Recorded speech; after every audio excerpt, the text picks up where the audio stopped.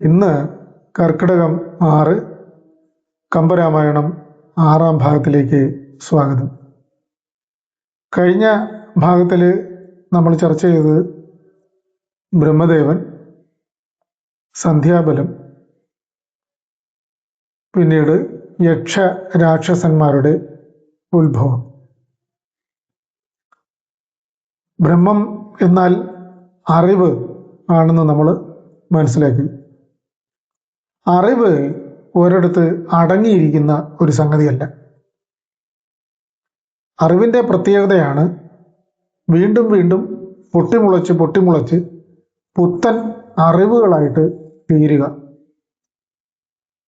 അങ്ങനെ ഒരറിവ് പുതിയതായി മാറണമെന്നുണ്ടെങ്കിൽ അതിന് ശക്തമായിട്ടുള്ള ഒരു വിളനിലം ആവശ്യമാണ്.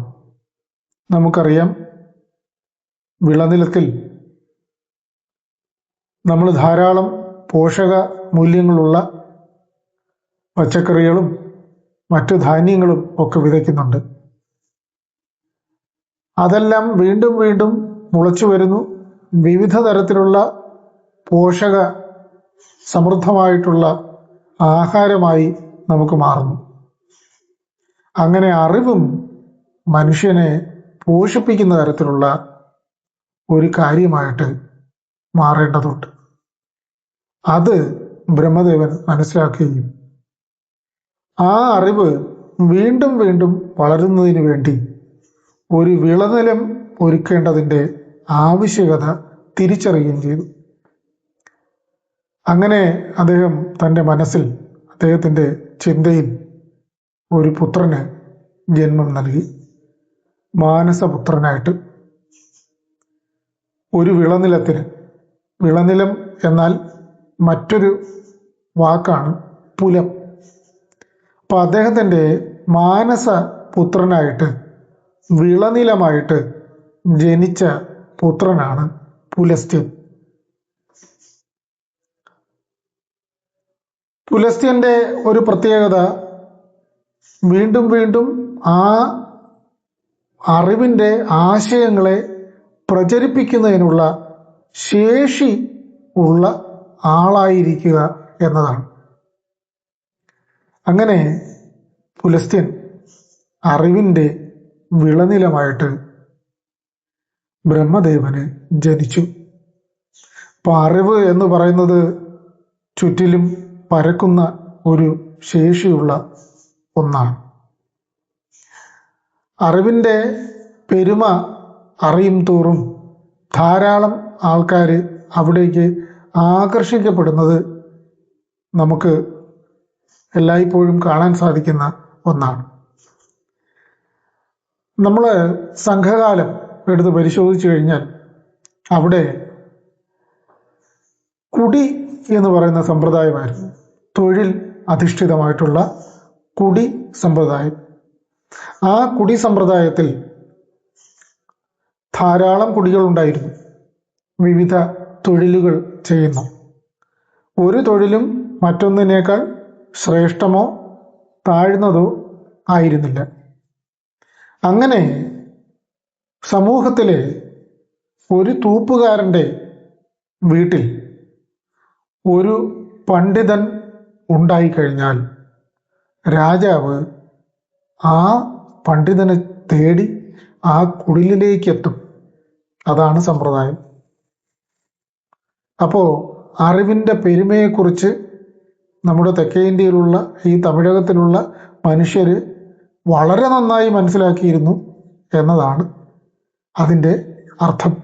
അതായത് തെക്കേ ഇന്ത്യയിലെ ഈ തമിഴകത്തിലെ നമ്മുടെ പൂർവികർ വിദ്യാഭ്യാസത്തിന് വളരെയേറെ പ്രാധാന്യം കൽപ്പിച്ചിരുന്നു.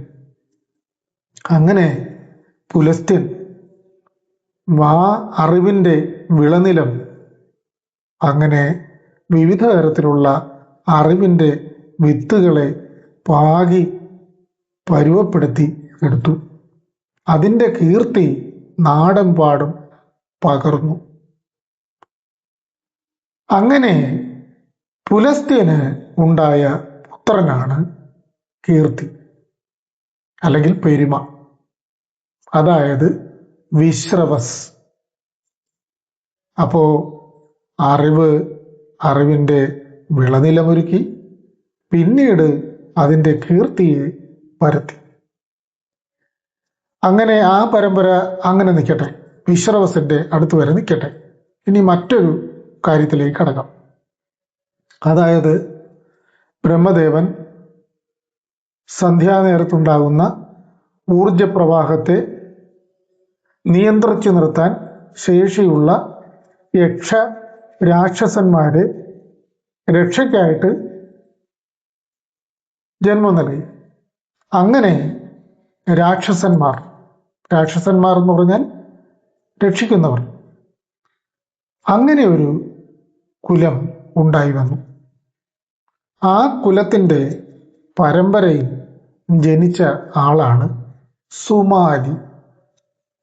സുമാലി എന്ന് വെച്ചാൽ നല്ല മാല ധരിക്കുന്നവൻ, സുഗന്ധമുള്ള മാല ധരിക്കുന്നവൻ.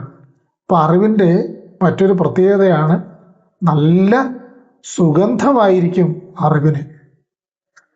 ആ അറിവിൻ്റെ സുഗന്ധത്തെ ഇങ്ങനെ നാടെമ്പാടും പരത്തുന്ന ധാരാളം പേര് നമ്മുടെ ഈ പ്രപഞ്ചത്തിൽ, ഈ ലോകത്തിൽ ഉണ്ട്. അത് മനുഷ്യർ മാത്രമല്ല, മറ്റ് ജീവജാലങ്ങളും അതിൽ ഉൾപ്പെട്ടു വന്നിരിക്കുന്നു എന്നുള്ളതാണ്. അങ്ങനെ നല്ല സുഗന്ധമാല ധരിക്കുന്ന ആള് രാക്ഷസ പരമ്പരയിൽ ഉണ്ടായി വന്നു. അയാളുടെ പേരാണ് സുമാലി. ഈ മാലയെക്കുറിച്ച് പറഞ്ഞപ്പോൾ നമ്മുടെ സംഘകാലത്തിലേക്കും തിരിഞ്ഞു നോക്കാതിരിക്കാൻ നിവൃത്തിയില്ല. സംഘകാല തമിഴകത്തിലെ എല്ലാവരും വിവിധ സന്ദർഭങ്ങളിൽ മാലകൾ ധരിക്കുന്നവരായിരുന്നു. വീരത്തിനൊരു മാല, വിജയത്തിന് ഒരു മാല, പ്രേമത്തിന് ഒരു മാല, നൈരാശ്യത്തിന് മറ്റൊരു മാല.